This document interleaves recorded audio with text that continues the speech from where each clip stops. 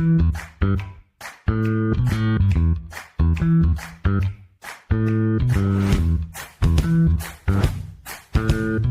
listening to the Common Fan Podcast, a Husker football podcast for the common fan, by the common fan.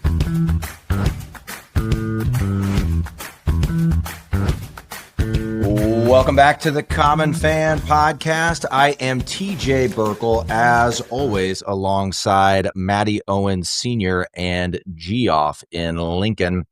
Hey, get to the Common Fan website, www.commonfan.co. Subscribe on YouTube, like this episode, sign up for the free newsletter, follow all the social media accounts, and generally keep up with all the fun and frivolity of the Common Fans. Also, Common Fans, what's more Nebraskan than football and beef?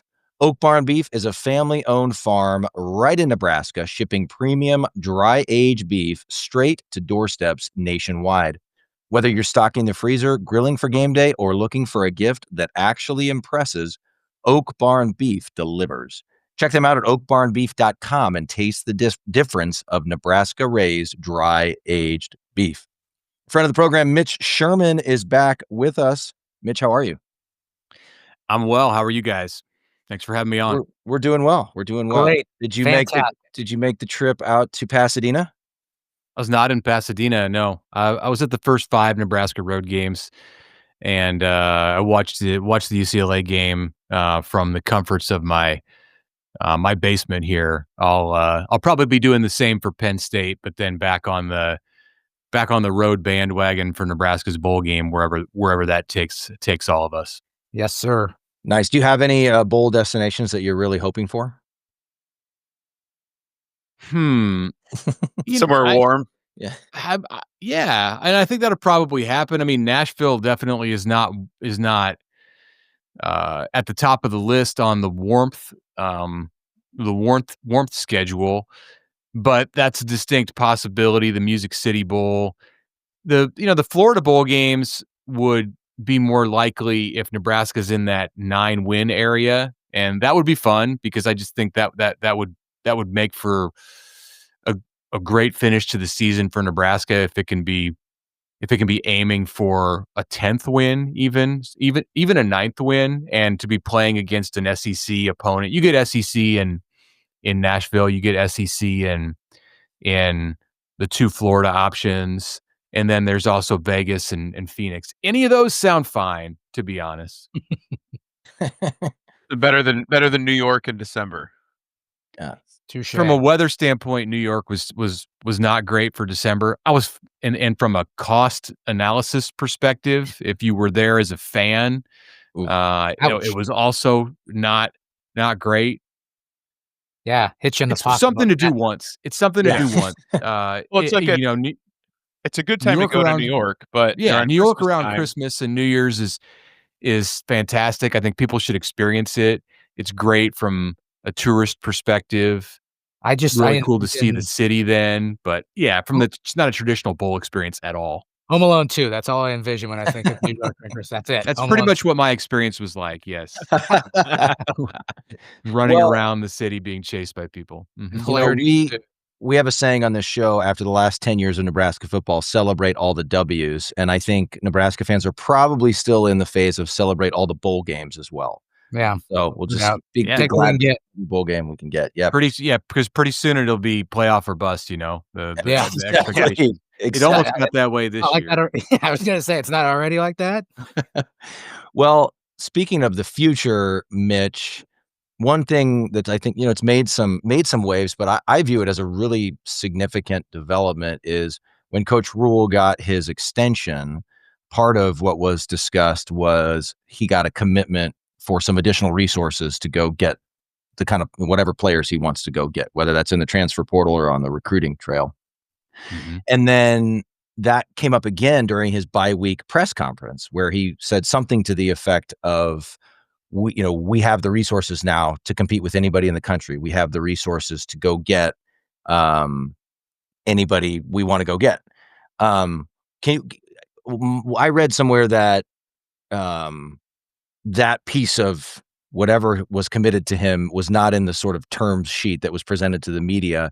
Can you tell us anything about that, or what he's talking about when he talks about that sort of thing? Well, there was some language in his contract, and the whole contract was given to the media, and it's available to the public. You can just Google it and find it on Nebraska's website, on the university system website.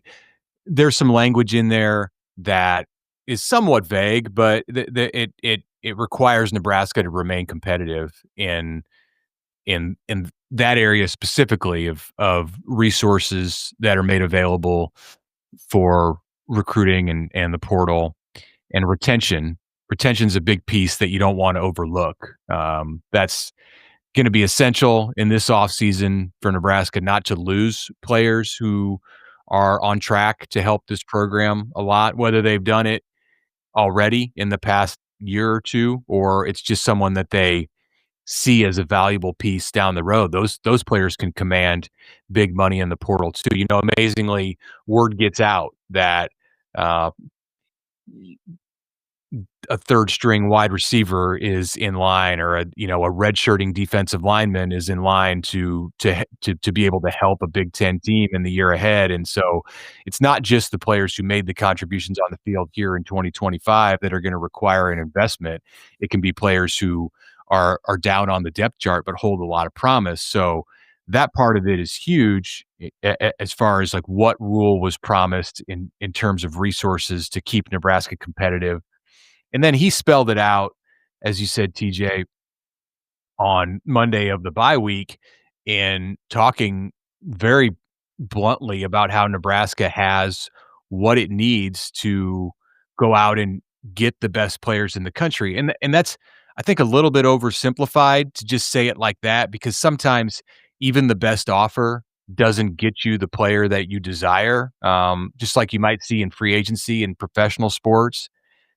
Players pick schools in college for reasons that go beyond just the dollar figure. Now, if you're so high above everyone else, there can be a situation where it's just impossible to turn down. But we saw plenty of cases in the portal last year where Nebraska was more than competitive for players that it was trying to get, and those players chose to go somewhere where they felt they had a better chance to win a national championship in 2025. So they're going to be contesting against that, that situation as well. But the fact that the money is there and that it's in the hands of Nebraska's collective, and this is being discussed here in November, is promising for what Nebraska can do in January.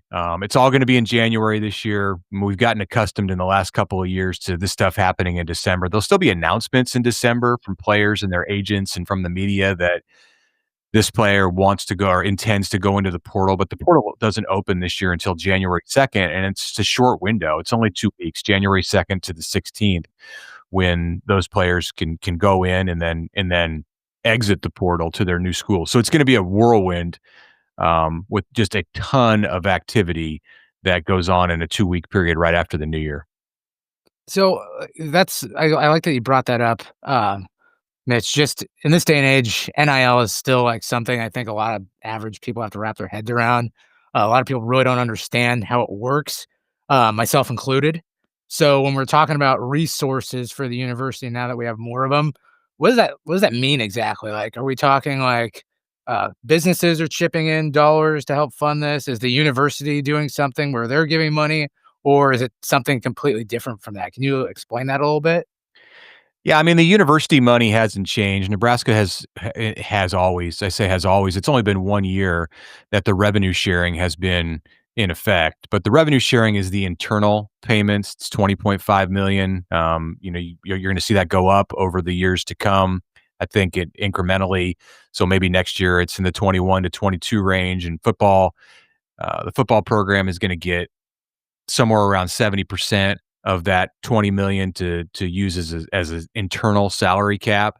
And every school in the Big Ten and the SEC is going to max that out, is going to hit that number. So you don't necessarily get an advantage. Nothing changed for Nebraska with its revenue share resources here in this season as Matt Rhule made this public push to get more of a commitment from fans and donors. It changed in like the traditional NIL sense, which is the money that a lot of it goes through the collective through 1890. And as he mentioned on Monday of the bye week, the Pede family, which created 1890 and has largely funded 1890 through its existence, has stood in the gap here and has allowed Nebraska to remain competitive. Well, Nebraska needed more than that as an institution. It needed, whether it's businesses or individuals, it needed the money to come in to the collective. And it's not just that. Like, there are other ways that NIL can be a resource and can impact Nebraska's ability to retain and recruit. You're seeing more of these corporate deals that are coming down, that don't necessarily need the direct involvement of the collective to facilitate. I mean, in an extreme example, you have Adidas that's a sponsor for Dylan Raiola, for Harper Murray on the volleyball team. Those are the two premier athletes at Nebraska who are getting money from Adidas. Stuff like that will continue to impact Nebraska's ability here to do all of the things that Matt Rhule wants to do. But for the most part, yeah, it's going to be deals that are done through the collective through 1890, and they feel, and we don't get those numbers. It's not something. This is not like something where you can file a Freedom of Information Act and say, hey, does Nebraska have a $30 million roster here coming in 2026? You have to just understand what the market value of an offensive tackle is, or of a quarterback, or a lockdown corner in the portal, and then you can kind of get a sense of like what Nebraska might have to pay to get 10 impact transfers in the next cycle. It's not cheap, I can tell you that, and the price is only going up. TJ, you're a politician. Why don't you tell us about the Freedom of Information Act for a little bit? Why don't you elaborate on that, TJ? Jeff, we want our listeners to keep listening, so we'll take a break from that. Okay. Well, Mitch, you recently wrote about roster limits causing the 2026 recruiting class to be smaller than usual, and we talked with Evan Bland a little bit about this, but assuming most of this roster does stay intact, which, as you just mentioned with the portal, it's never guaranteed.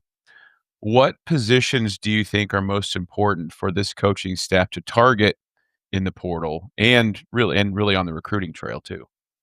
Yeah, it's a great question, and I've thought about this more here in this bye week than at any point during the season, and started to crunch some numbers a little bit. So Nebraska's at 125 players right now on its 2025 roster. It's 20 over the limit that you can sit at 105. So in June and July of this last year, and this was per the judge's ruling in the House settlement, Nebraska was allowed to designate 20 players that were essentially non-counters toward that 105 player limit.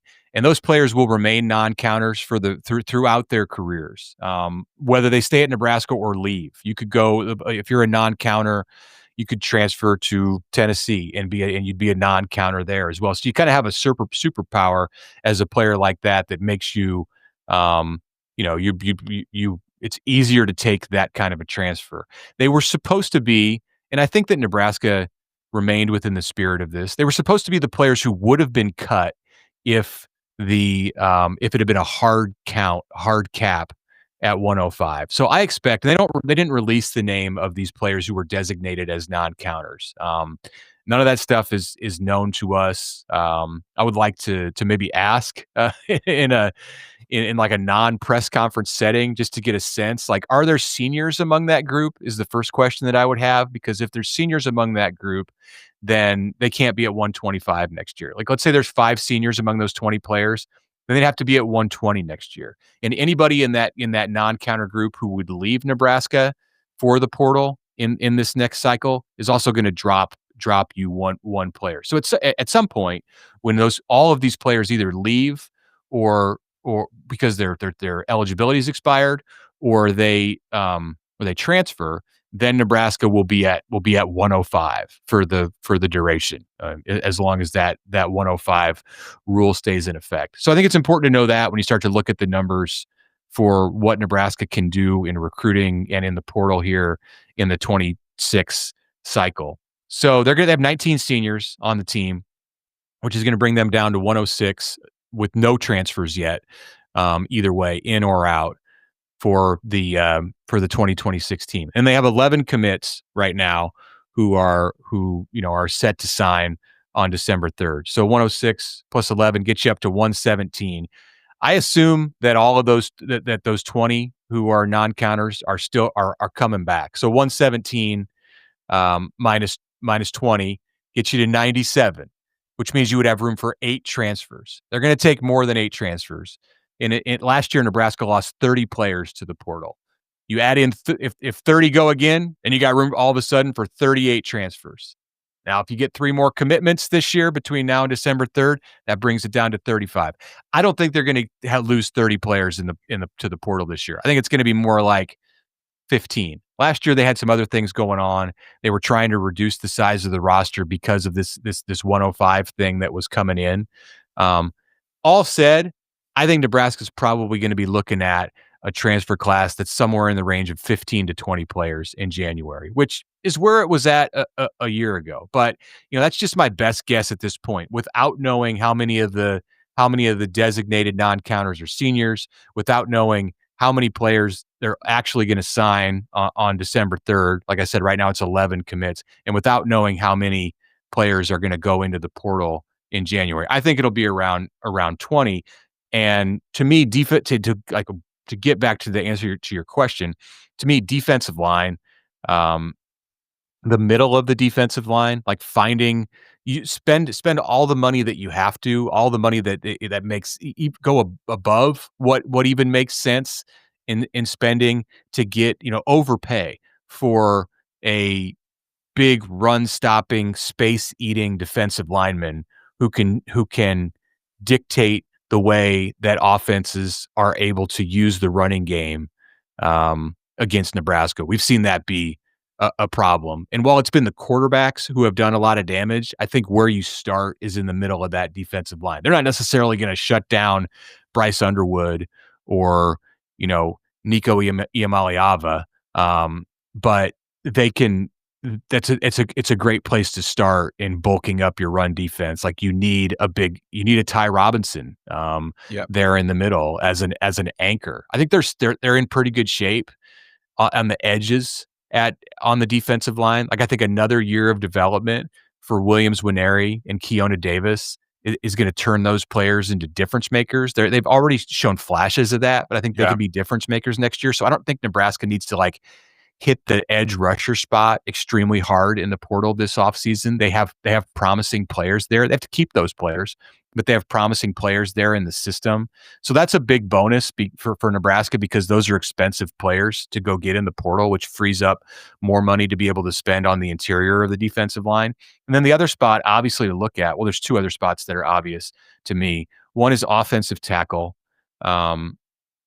We've seen the issues that Nebraska's had with offensive tackles in pass protection this year. In Nebraska's losses, 17 sacks and 1 season-ending injury to Dylan Raiola because of breakdowns in pass protection, and then running back, because we don't know what's going to happen with Emmett Johnson. And even if Emmett Johnson were to come back, I would say go get another running back and allow him to share the load, because I think what he's done this year has been a little bit of an anomaly. I don't know that you can count on that kind of durability from any back in 2026 with the schedule that Nebraska's set to face. Yeah. Geez, listening to you talk about sort of the numbers with the roster, it's like they need a PhD just to keep track of all that. Yeah, there's a lot there that's in flux. It's really not that. I mean, if I knew the makeup of all of the non-counters, and I knew how many they plan to sign in a couple of weeks, I have a pretty good idea of how many they plan to sign. Like it won't be more than 15. And the big thing is how many players are going to leave. Then it's like simple addition and subtraction, and you end up with that's too hard for me. Jeff Bust out- struggles. Bust out your Texas Instruments graphing calculator to get your answer there, fellas. Well, let's pivot to this year's team, Mitch. Offense looked awfully good against UCLA. What was your take on what the TJ Lateef led offense did in Pasadena? I mean, the first four possessions produced 4 touchdowns. So pretty tough to argue with that. And at that point, you got a 28-7 lead. I think Nebraska took its foot off the gas a bit and wanted to let its defense win the game, which it happened. As we've seen in other games this season, that can get a little bit hairy. That I think Nebraska fans would like to see. Would have liked to have seen maybe another touchdown in that game to like truly put it at. Nebraska seems to have been in a spot in maybe 3 games this year. You know, I'd look at Northwestern. You look at Maryland as games where Nebraska had an opportunity with maybe one more score to truly put it out of reach. And those were the moments where things got a little conservative. And I think this goes back to just who Matt Rhule is as a coach. And he's allowed things to open up this year. I think he's given Dana Holgorsen, for the most part, especially in the first half of the year, like complete control to do whatever he wanted to do on offense. And then I think there were just some issues with the injuries on the offensive line and the ability to pass protect that necessitated Nebraska to go to more of a run heavy system. That wasn't like Matt Rhule stomping into the office and saying, Dana, you got to do this. It was just obvious from watching the results that there had to be some changes. But, you know, moving forward, you would like to see Nebraska in a game like the UCLA game a couple of weeks ago to build that 28-7 lead and then boom, one more punch and it's over. If it's 35-14, a couple minutes into the fourth quarter, UCLA is not coming back from that. But as we saw, it got close, and Nebraska needed to put together a 4-minute drive with a freshman quarterback who had to make a couple of throws that were it was nerve-wracking, I think, for Husker Nation, in order to run the clock out of that game. Otherwise, you're giving the ball back to Nico, down 7 points at home, with not just an opportunity to go down and score, but an opportunity to go down and win. Because I don't doubt that UCLA, with the way that they've played since Deshaun Foster was fired, that UCLA wouldn't have gone for 2 if it scored there in the last 30 seconds of that game. And with that quarterback, you feel pretty good about the ability to get one in from 2 or 3 yards out. So that was I think a little bit. It was a little bit too much. It was more than Nebraska wanted to endure. But by and large, in that game, I mean, Lateef was outstanding with his composure and his ability to handle what Nebraska asked him to do. It wasn't a completely watered down game plan. They ran the things that they would have run with Dylan Raiola. Certain elements were simplified, but in no way was TJ going out there and having like only one receiver to throw to. He was going through progressions. I think the nature of his play is he's a little more quick to pull the ball down and run if one of his first 2 reads isn't there. But the options existed for him to go to a third or a fourth read, which is a lot for a freshman quarterback, a lot to ask of a freshman quarterback in his first start against a Big Ten opponent, but they didn't shy away from that. And he made good decisions throughout the game. And then Emmett Johnson was spectacular in that game. He did what Matt Rhule asked of all of the Nebraska players in Lateef's first start, which was to just do a little bit more, go a little bit further. And if everybody does a little bit more on offense and defense and special teams, then you're going to make life easy on this freshman QB. And that's kind of how it played out in large part because of the production contributions that Nebraska got from Emmett Johnson. Yeah.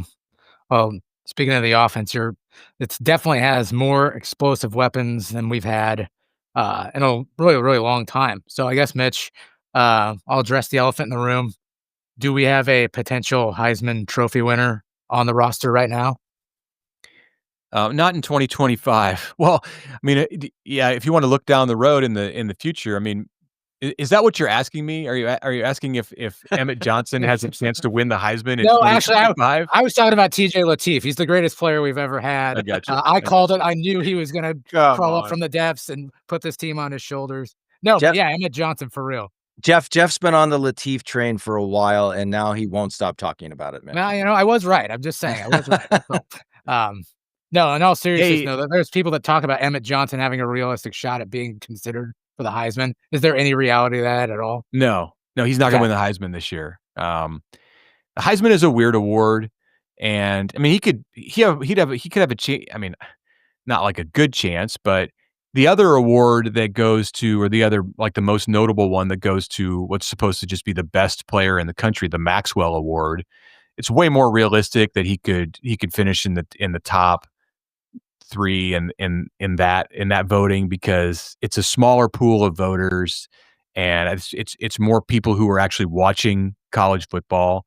There's nothing he can do short of running for 400 yards in each of the last 2 games against Penn State and Iowa to even come onto the radar of like 50% of the Heisman voters out there. That's just the way it is. It's a huge award. It's like, it's bigger than, like, just the aura of the Heisman is bigger than what the Heisman actually is. The criteria is so vague on what the voters are supposed to look for that it allows voters to not even tune into the sport on an intense level. And for most people, it's just a popularity contest among the quarterback who is in charge of the team that looks like a national champion when the voting is conducted in early December. Yeah. Occasionally you get a year like last season where Travis Hunter is a transcendent player, and he's just so awe-inspiring to watch because he plays 130 reps a game, and he looks like the best player on the field when he's on offense and on defense. But it's so rare. Like, he's the first one, or at least the first one since Charles Woodson in 1997 to occupy that kind of a spot. Usually it's a quarterback, and there have been some running backs recently, or somewhat recently, like in modern times, that have won it, but they've played for Alabama, and on a national championship caliber team, in a year where the QB play was a little bit underwhelming. The other thing going against Emmett is that this campaign started in November, and the campaign is great. Like, I commend Nebraska for doing it, because it's going to get him notice among the people who vote for All-American teams. It's going to lock him up, I think, as a first-team All-Big Ten running back, which is great for Nebraska. And if he does choose to come back, it gets him a start for next year, when, sure, he could be a legitimate candidate, a realistic candidate. He's a legitimate candidate now, but he's not a realistic candidate. It's just it's too late in the process, and there's too many quarterbacks who are out there. The number 1 team in the country, Ohio State; the number 2 team in the country, Indiana; the number 3 team in the country, Texas A&M; the number 4 team in the country, Alabama. All of them have quarterbacks who are playing, at what you could argue is a Heisman level. One of those guys is going to win it. I see. But don't you think I mean, I kind of feel like it should be celebrated that we even have a guy that's in the discussion, right? Yeah. His name got brought up at some point. maybe he wins the Doak Walker Award. It'd be great. So there you go. Yeah, and having a Heisman campaign, well, they're not going to start a campaign for him to win the Doak Walker. Some schools do go down that road. Some schools are just more straightforward about it. Ohio State is actively promoting Jeremiah Smith to win the Biletnikoff Award. Now, part of that is because they're promoting Julian Sayin, it's their quarterback, to win the Heisman. But Nebraska said, we're going to go big on this, and some of the Heisman stuff, a lot of the Heisman stuff crosses over, and if you're picking the Doak Walker, you're aware of what Nebraska's doing here in the Heisman space. Yeah, Sure. I think Jeremiah Love's got it on lock anyways, guys. We all know Oh, that. God. Come on now. Can we put him back? The Doak. You're going with the Notre Dame for the Doak Walker. I'm going with the Heisman. Oh, God. Love for the Get outta Heisman. here. Okay, well, Get I outta mean, here, Jeff. he's the one guy. Hey, look, he's the one guy along with You're Jeremiah getting rid of Smith. Jeff. He left. So who am I talking to? Love is the one guy, along with Jeremiah Smith, but Love has been maybe more consistent this year, who like could invade that area, and get to New York, and he'd certainly get to New York. But he plays for a playoff contender, and people knew his name last year. Like, he was tremendous in the CFP last year, playing through injury, and he just is way more on the radar of voters than Emmett Johnson. You heard it here first, guys. Oh, God. Well, let's talk about Jeff's future Heisman candidate, TJ Lateef. Mitch, Penn State and Iowa are going to be tougher tests for TJ and Dana Holgorsen. And we need to let those games play out. But, Lateef sure seemed to provide a spark against UCLA. And there's a lot of excitement, obviously, about him in the fan base. At what point do we start having a conversation about a quarterback competition? If he looks great in these last couple of games, then because it kind of comes down to, like, so with Nebraska's general manager Pat Stewart and the people in that department, which is bulked up in a completely new kind of way here, even just in the last 12 months. So the conversations that Nebraska will have in the office in December before they get into portal season is, what's the value of every player on the Nebraska roster, and like dollar value. So it's tough. It's tough, I think, to make a payroll if you have two quarterbacks that are commanding, 7 figures, or in Dylan's case, like he's making quite a bit more than just 7 figures, like quite a bit more than $1 million. So if TJ plays to a level where he is commanding that, and some of that's just like how the market is set, like what are other teams willing to pay him, and then Nebraska's going to kind of have to get there to keep him. That's when it becomes a conversation that Nebraska has to have. Maybe Nebraska can't afford to have $2 million quarterbacks on the roster in 2026. I don't know. Maybe they say, no, we can. We that's how badly we want both of these guys. Or they have to make a decision. In the past, you might let this thing play out if both of them were to stay and have a competition in the spring, which is a weird thing to say because Dylan's a 22-game starter and really has never been challenged at any point in his time at Nebraska. But it's different. Everything's different now in college football, and you have to think about these things in December when they put valuations on players and start to talk about the kind of money that they're going to get paid next season. I think it'll take care of itself.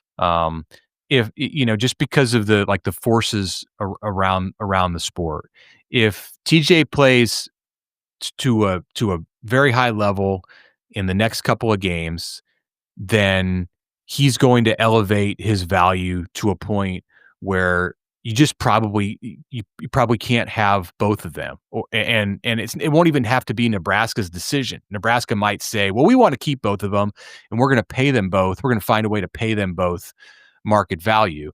But then the players have to be on board with that too.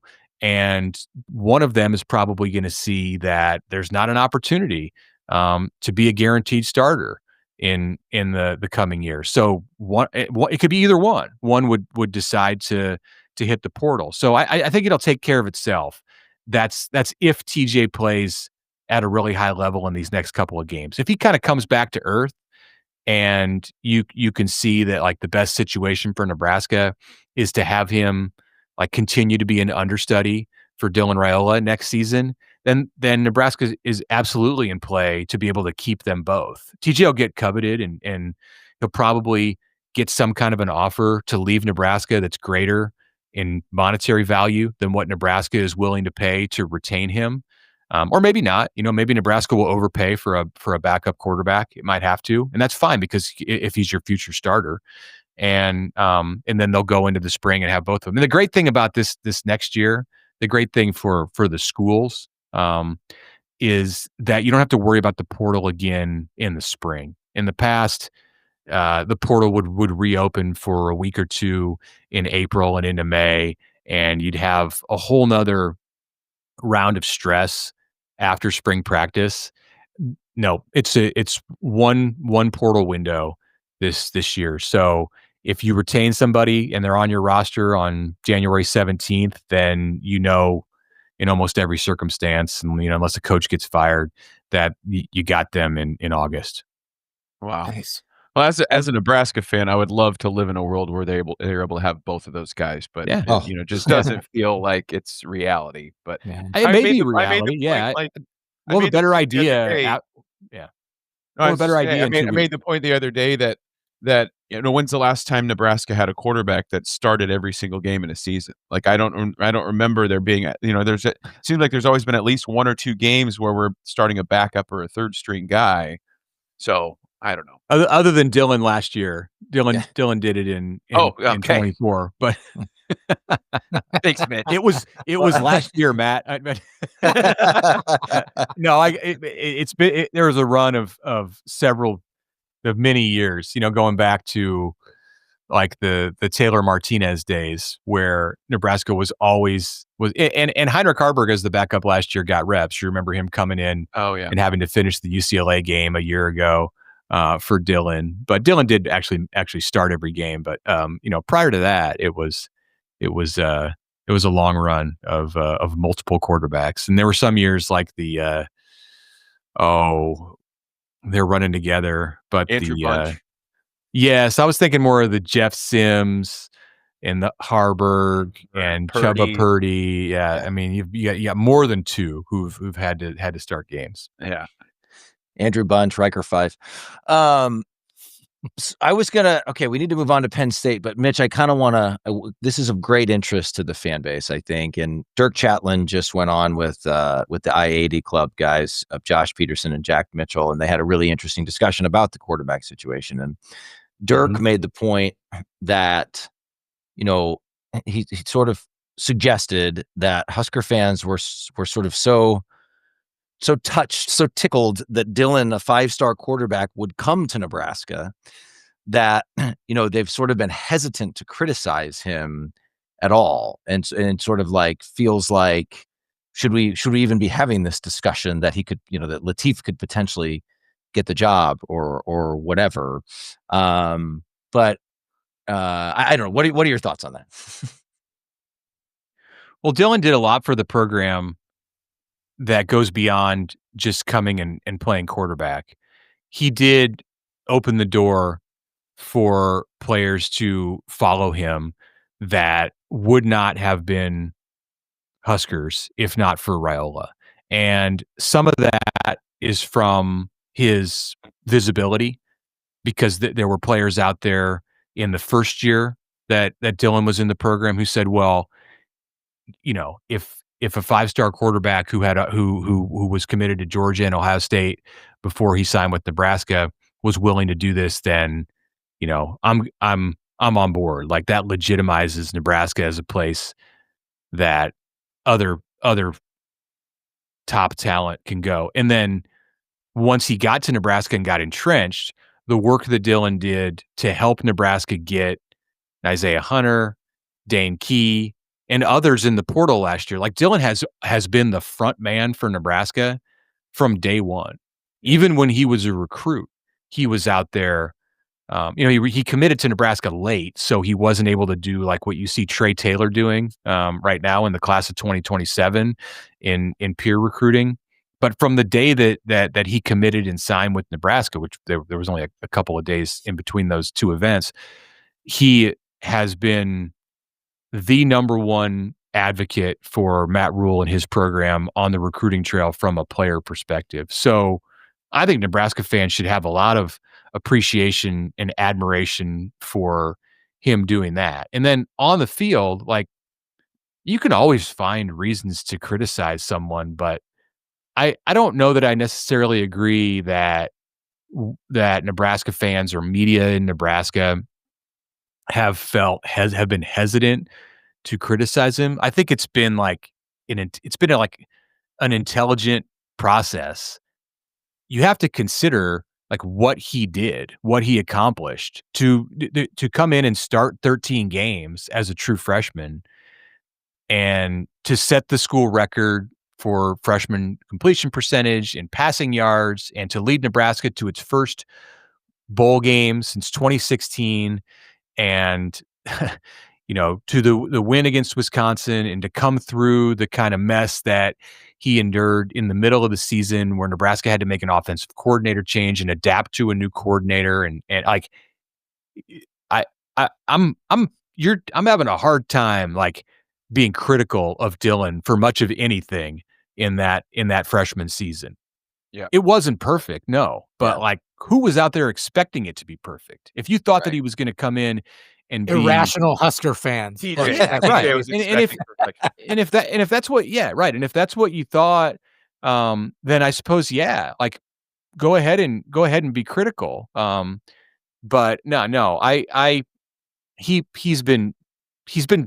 he's not been perfect, and this year through the 9 games that he played, I mean, the biggest criticism I have is that he sometimes brought the sacks on himself, and that the 16 sacks against Michigan and Minnesota were not all the fault of the offensive line and the running back and the wide receivers' inability to get open. That 25, like 1/3 to 1/4, if not more, of the responsibility rested on Dylan and holding the ball too long, and then at other times just not having the pocket awareness to make that one move away from the pressure. You see that with great quarterbacks. Like Dylan's not a 5-star in every area. Like he has a 5-star arm, and you can find other traits that are 5-star caliber. Like he doesn't have 5-star ability in evading the pass rush.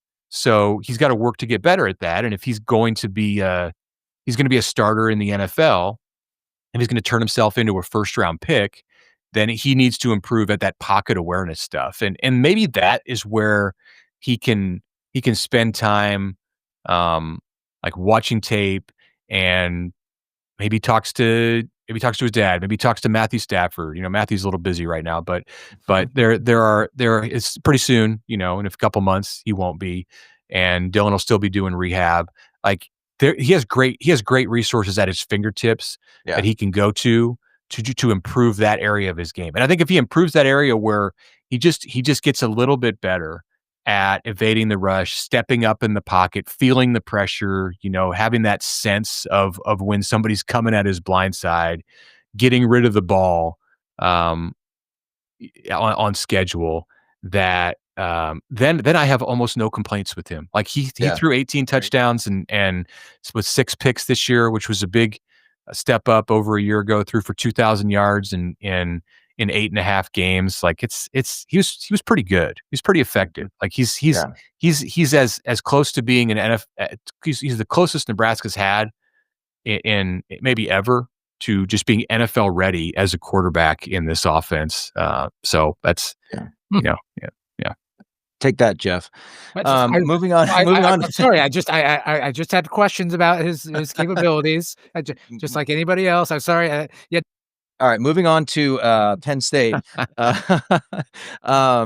This Penn State team they were in the top 5.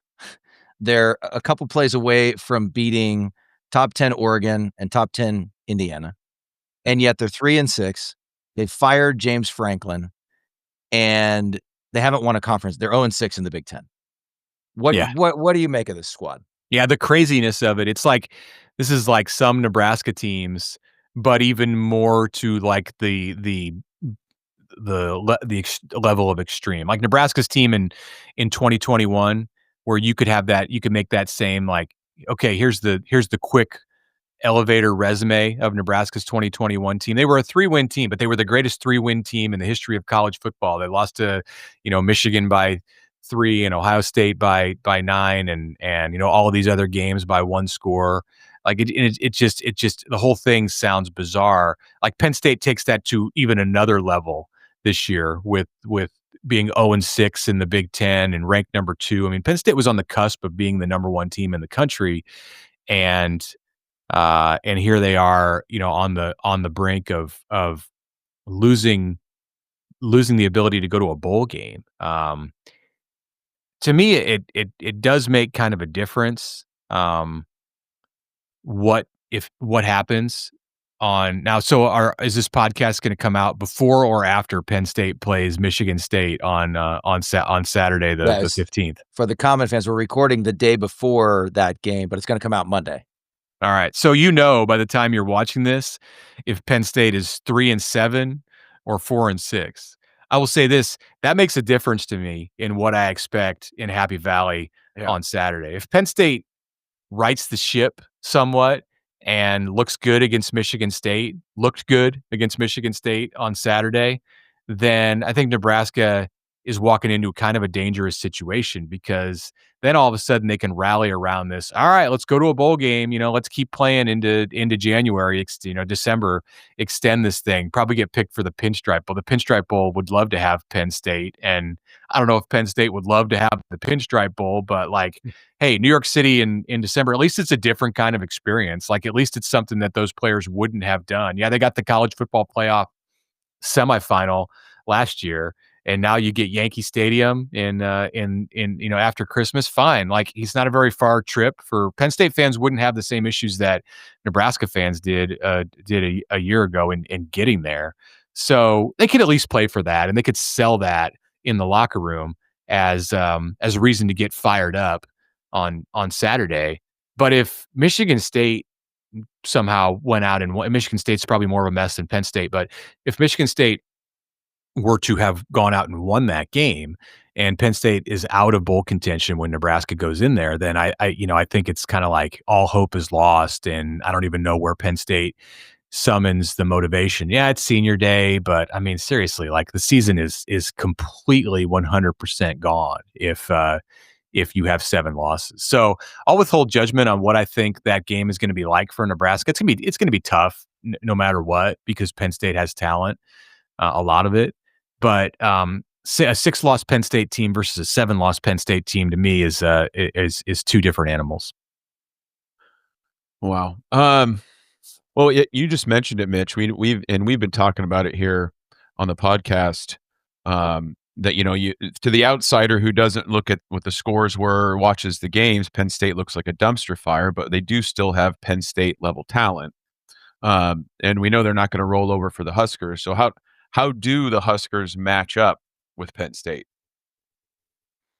You got a key on stopping the run game. I mean, with Drew Aller out now, the passing game is not what it, it's not going to be one of the more dangerous passing games that Nebraska encountered in the 2025 season. They're going with a backup, and the bread and butter for Penn State is that two-headed running back monster of Dick Singleton and Katron Allen. And while those 2 guys haven't had the seasons that Penn State envisioned, there was thought that both of them could be all Big Ten, or at least one of them would be an All-American this year. And they've been Singleton's been good, but it hasn't been to the level that Penn State expected. So, but still, Nebraska's going to be facing a massive challenge to stop that run game.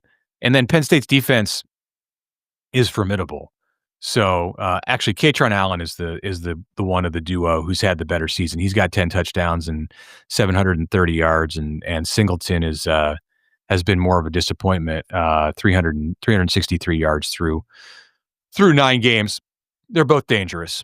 The Penn State defense is, they're going to have guys who come off the edge and can get after the Nebraska quarterback in a way that the Huskers have only seen this year against Michigan. So it's going to have to be a game plan where you put TJ Lateef into situations where he can have a quick release, where he can get outside the pocket and find receivers on those shorter crossing routes, some intermediate stuff to Lindenmeyer and Hunter or Key. And Nebraska's going to have to run the ball to kind of neutralize the Penn State pass rush. Like, I don't think Nebraska wins a game that gets above like 24 points for the winning team. So, and then special teams are going to have to come up big. Like, obviously for Penn State to have lost 6 in a row at this point, it's not doing a lot of the little things right. So, and Nebraska has done little things right through this season with special teams and turnovers. Definitely the best in both of those categories in 3 years under Matt Rhule, and you could include the Frost regime in that conversation as well. So the best since at least 2016. I mean, 2017 wasn't any better the last year under Mike Riley. It's been a long time since Nebraska's been as good as it is this year in special teams and turnovers together. So they're gonna have to find a way to make some hay in that area. Yeah. Mitch, the last question I have for you isn't particularly Husker related, but just college football in general. This year's been kind of wild with firings of head coaches.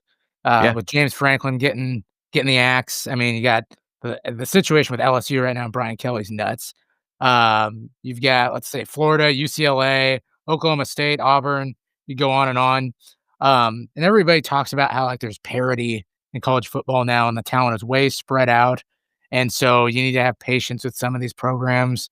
Indiana probably just screwed up the whole argument because they're having just a weird run right now that's not normal. But they tell us you need to have patience. You're going to see upsets.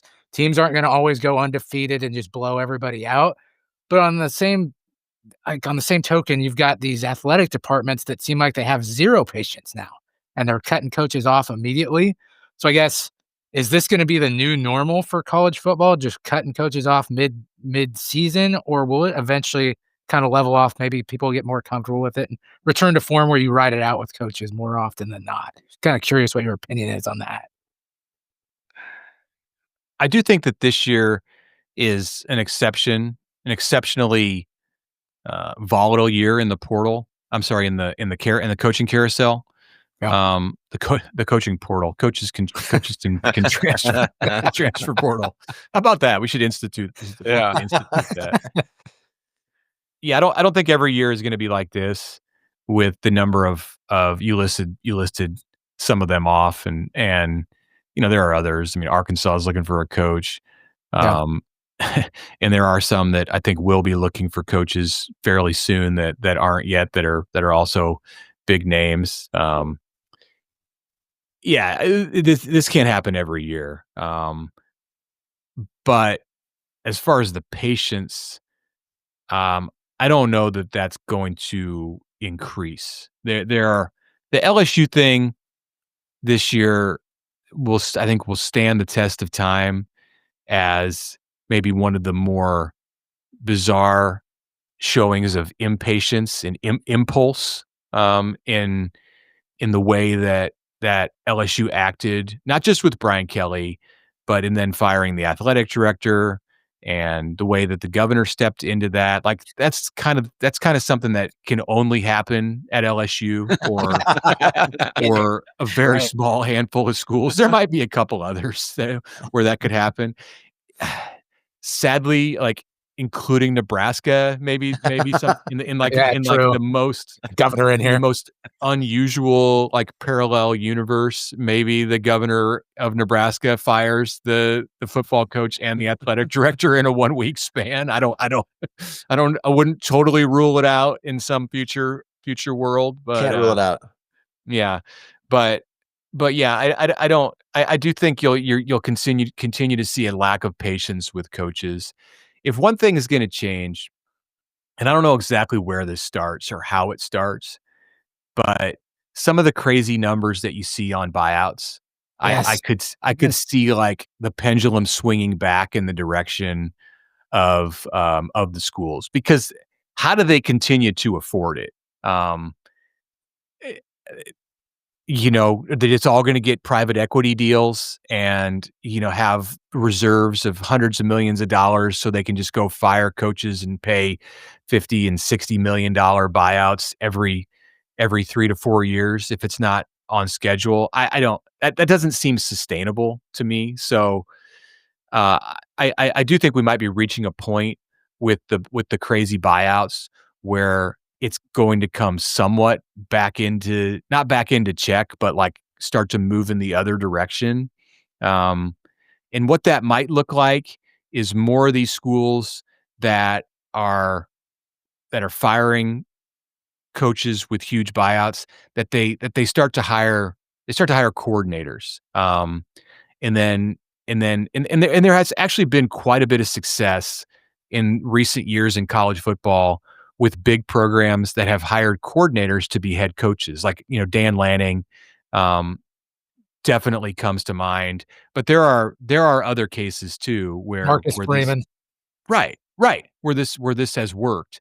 And those coaches are not going to command the huge buyouts. Like they will eventually, but like Lanning's first contract, Freeman's first contract, they didn't include $70 million buyouts. So that's one way where you can start to see that area slow down. I think that's the only, like that's about the only thing that you could point to and say like the sport is going to move in a direction that's more sensible in the near future. Love that. Fantastic stuff, as always, from friend of the program, Mitch Sherman. Check out all his great stuff at The Athletic and the Locked On Nebraska podcast. Mitch, thanks for hanging with us. Yeah, thanks again for having me. It was fun. Yeah, great to see you pleasure. as always. Common fans, this will be our only episode going into the Penn State week, and then we'll be back to 2 episodes a week the next couple weeks after that. Hey, Common fans, be kind to each other. We'll be back at you soon. In the meantime, as always, GBR for life. Holy moly! Man, woman, and child did that. Put them in the aisles. And Nebraska takes the lead.